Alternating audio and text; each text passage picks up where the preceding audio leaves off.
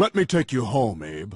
One last time. This story is easily one of the most bland time travel stories you will ever see. Now, it's not a bad episode, but I really can't call it a good episode either. This was the story that actually inspired the 2000s Twilight Zone tale Memphis, one of my favorite stories from that era of the show. However, the episode that it was partially based off of is super lackluster in comparison.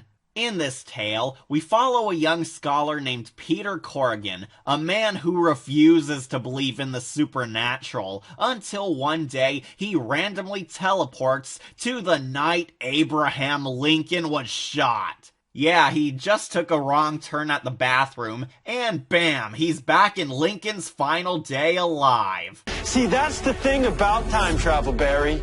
The more you do it, the less the rules apply to you.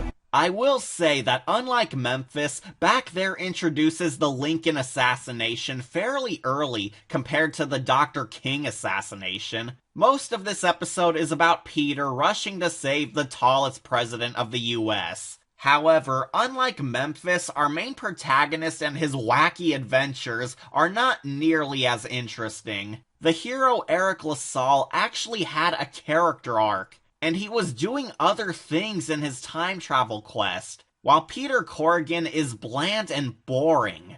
Not to mention, most of this plot is just Peter bumming around the past trying to figure out what to do before getting to the climax of the episode. That's it. It's just Peter wandering around past town and dropping those historical bombs on us. It's a nice touch, but the episode is just so dull. However, the highlight of this whole tale is that Peter meets John Wilkes Booth. Oh no! John Wilkes Booth!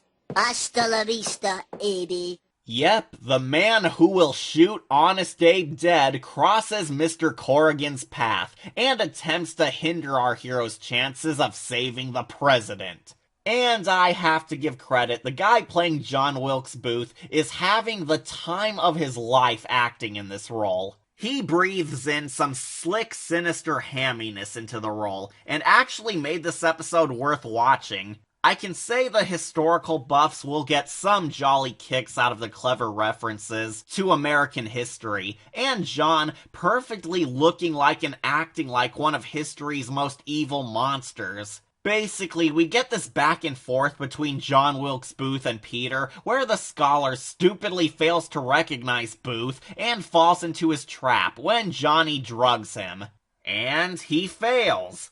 Don't! Yep, Peter, having all this time to find Lincoln, totally fails to stop Booth, and the president dies. But in our twist ending, Peter returns back to the future, where he accidentally caused a butterfly effect, changing the present. Thanks to Peter befriending a random cop in the past and warning him about the Lincoln assassination, his distant ancestor goes from being a butler into a millionaire. How horrid?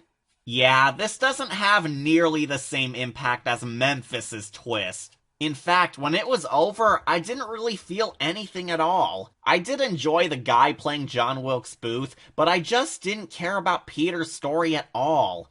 It's not garbage, but it was just bland. This episode is plain forgettable, since there's no soul to it. I grant it a silver skull. I would recommend seeing Memphis instead, since it was so superior compared to this. This would have been cooler if they got Batman to save the day. John Wilkes Booth, home to insidious secessionist. The Twilight Zone.